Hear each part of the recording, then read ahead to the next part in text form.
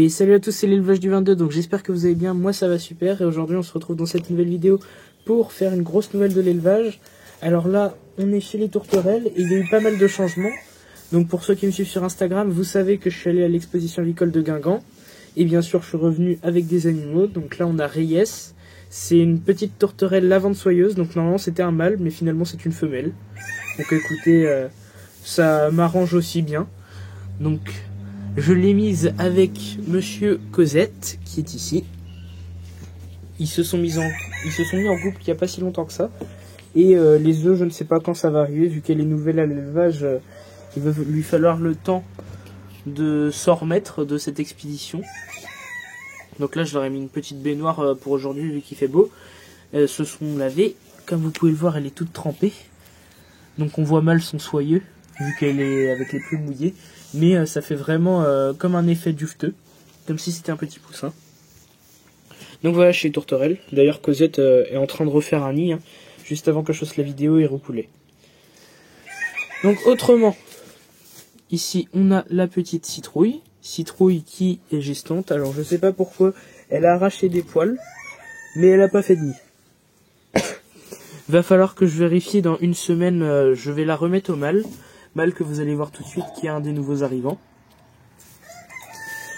Ici, on a les jeunes lapins. Donc comme vous pouvez le voir, on a Dragibus, la maman, et les petits. Les petits qui se portent très bien. Donc il y en a qui devraient partir dans pas si longtemps que ça. Potentiellement, lui restera à l'élevage, donc il a la petite patte blanche, si vous vous souvenez. Autrement, alors je ne vous l'ai pas montré, mais la petite tourterelle, donc je me souviens plus si je l'avais montré dans la dernière vidéo, si elle était née même, mais la voilà. Donc alors son coloris, je ne sais pas ce que c'est. Comme vous pouvez le voir, ça fait comme un pailleté. Donc le bout de la plume est coloré et la base est blanche. Donc par exemple, son papa Cosette, lui, c'est un perlé. Un perlé avec des motifs manquants. Mais la plume dans le milieu est blanche et sur les contours est colorée. Donc normalement, si ça aurait été du perlé, ça aurait été comme ça, ou au moins la base de la plume aurait été colorée. Mais là, c'est vraiment la base de la plume qui est toute blanche. Donc je sais pas du tout son coloris. Je suis allé sur le site officiel des coloris, je l'ai pas trouvé. Donc on verra bien en grandissant, ça se trouve c'est juste un plumage intermédiaire le temps qu'elle devienne adulte. Donc voilà ici. Je vais directement aller chez les Pékins. Alors il y a eu pas mal de nettoyage. J'ai fait un gros nettoyage surtout au niveau de la cage des pigeons pour qu'ils puissent faire leur nid. Donc voici les louloutes. Alors ils m'ont encore renversé leur machin là-bas. Donc voilà, ici on a les coucous gris perle, coucou chocolat, noir, frisé, splatch et la petite triskel, donc une barbarie. Donc d'ailleurs, voici les loulous, donc le couple d'adultes que j'avais pris à Guingamp l'année dernière. Ils se portent très bien, donc voilà, ils sont dans leur nouvelle cage toute propre. J'ai tout nettoyé, fond en comble. Du coup, ils vont refaire un nid sûrement.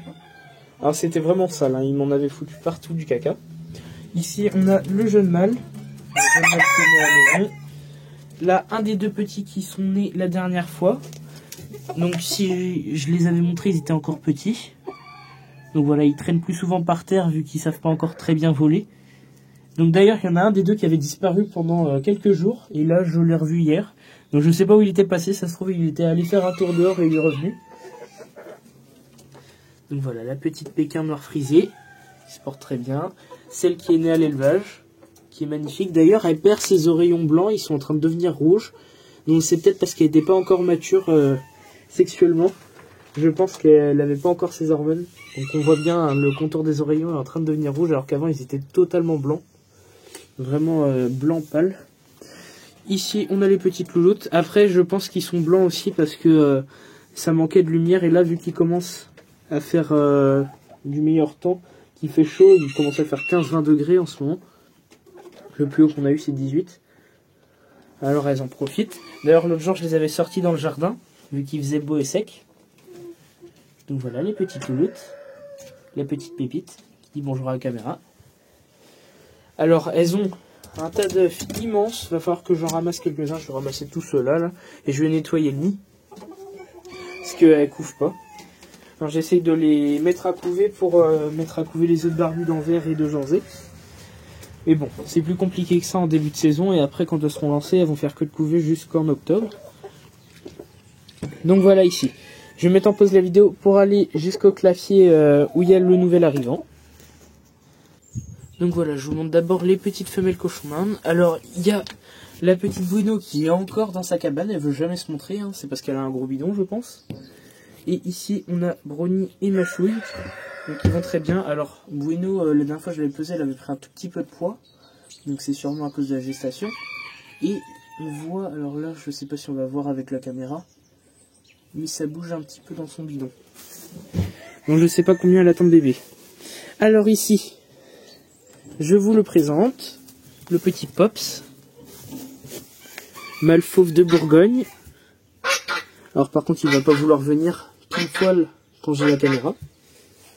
C'est super ça.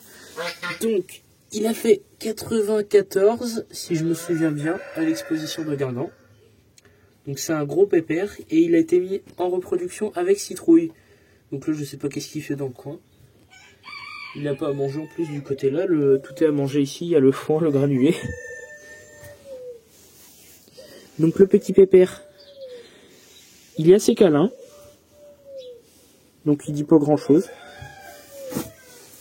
Alors l'autre fois j'avais réussi à lui faire des câlins. Mais par contre là il va pas vouloir, je sais pas pourquoi. Il veut pas être filmé en fait. Donc voilà sa jolie bouille. Donc on voit il a son tatouage dans l'oreille. Il est franchement magnifique. Je l'adore ce lapin, c'est un amour. En plus, dès le 3e jour, il a bien voulu que je le caresse. Ah ben oui mais tu viens quand je vais fermer ton clapier. Il fait timide. Donc voilà le petit Pops. Ici on a un jeune mâle que je garde pour la reproduction en fermier. Donc il n'a pas encore de prénom. Lui voilà, c'est plus facile à le câliner, il est moins timide. Franchement les mâles c'est des amours. Les deux là ils sont super gentils. Donc lui il va changer de clapier dans pas longtemps. Je l'avais mis là parce que j'avais plus de place. Mais il va aller dans un clapier double ou un clapier triple. C'était le temps que je vendais ses frangines. Et ces frangines maintenant sont parties. Elles sont dans de nouvelles familles. Donc voilà, ici on a la petite Lila, dernière lapine qu'on gardera du coup. En fermière, mais elle sera pas mise avec son frère, elle sera mise avec Pops. Pops qui va faire de la reproduction en croisée aussi du coup. Donc voilà la chouchoute. Alors je vais nettoyer son clapier où elle est là, parce que c'est là qu'elle fait toutes ses crottes. Ici c'est tout propre comme vous pouvez le voir. Donc voilà. Donc elle est un peu moins câline, hein. Les femelles c'est souvent ça. Ici on a la maman de Lila que je viens de vous montrer. Donc elle va très très bien, avec sa petite oreille à moitié cassée. Donc ça c'est quand elle était petite pour ceux qui viennent sur la chaîne. Elle a eu ça quand elle était encore dans son nid. Ici on a une jeune lapine, alors je ne sais pas si je vais la garder. Normalement elle est censée partir dans 1 semaine et demie. On verra bien. Donc pareil, elle aussi, elle fait caca que dans un coin. Et elle se met sur son caca. C'est très intelligent de sa part. Ici, on a le petit Happy. Petit Happy qui se porte très bien. Il va sortir aujourd'hui vu qu'il fait beau. Alors je le sors pas souvent en ce moment parce qu'il a des plumes aux pattes comme vous pouvez le voir. Et il est tout petit. Donc bout plus plumes aux pattes plus petite taille, ça fait pas bon ménage. Donc voilà. Et aujourd'hui, il va aller sortir dans mon jardin avec les autres coqs. Donc ici, on a Monsieur le Jard, qui est très gentil. Alors je sais pas où est sa femelle. Elle a dû aller dans la grange ou avec le foin. Donc le gros pépère, il a coché sa femelle plusieurs fois. Et je vais aller vous montrer ça tout de suite. Alors ils ont fait un super beau nid. Bon, bien sûr c'est des oies. Ah bah justement, quand on parle d'elle, elle est ici. Bonjour madame. Donc voilà, elle est pas trop contente non plus, hein, elle me siffle un peu. Voilà. Je vais pas l'embêter, mais si vous voulez, il y a à peu près une dizaine, voire une quinzaine d'œufs. Donc j'ai pas recompté depuis la semaine dernière et il y en avait 6. Donc 6 œufs, ma petite dame, qui ont été pondus. Et après, là ce matin, j'ai vu qu'elle en avait repondu un. Donc peut-être bien que là, elle va se mettre à couver pile poil quand je vous fais la vidéo. Donc ça serait super cool. Et on aurait les bébés d'ici la fin mars, début avril.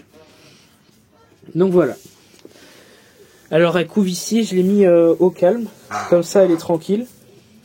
Ah, madame se lève. Donc voilà, on voit les œufs.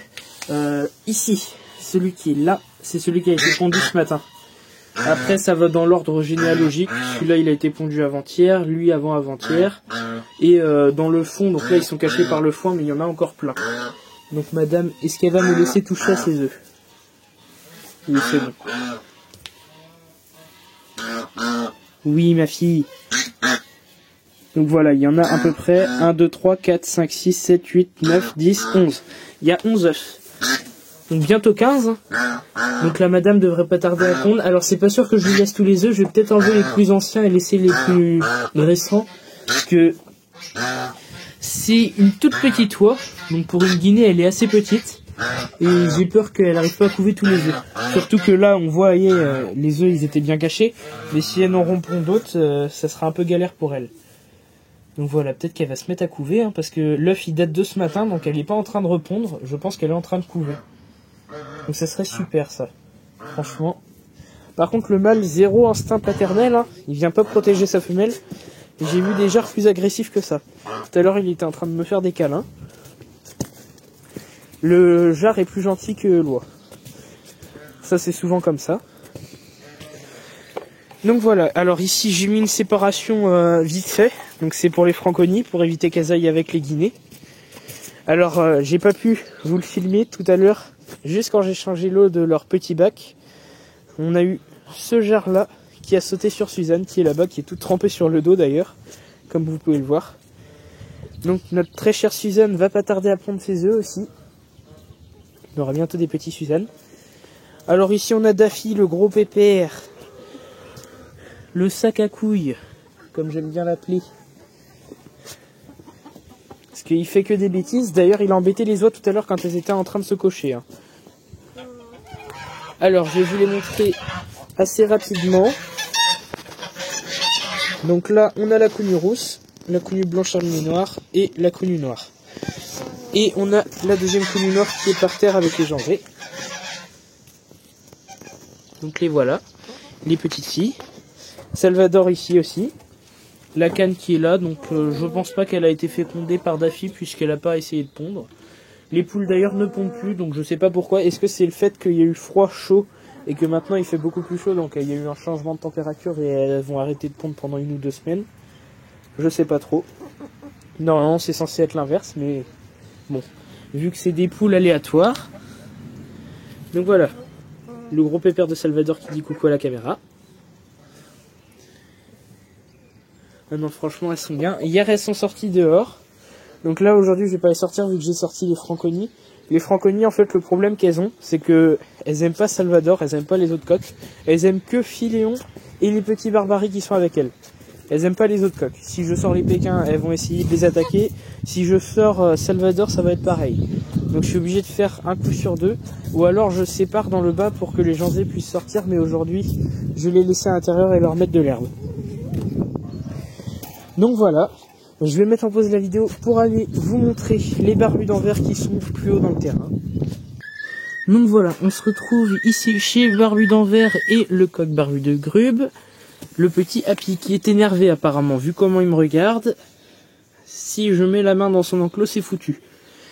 Donc voilà, alors lui il est sur son petit perchoir. Ici on a la petite Angélique, là-bas la petite poule qui vient de la foire au Picot et Fenouil derrière.